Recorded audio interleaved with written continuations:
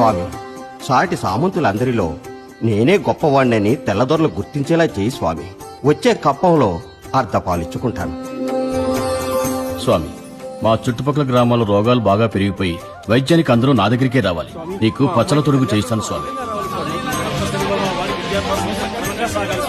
స్వామి, ఈ ఏడాది నా పంటలు బాగా పండాలి స్వామి. స్వామి, అందరి వ్యాపారాలు మట్టి కలిసిపోయి నా వ్యాపారం బాగా సాగేటట్టు చూడండి.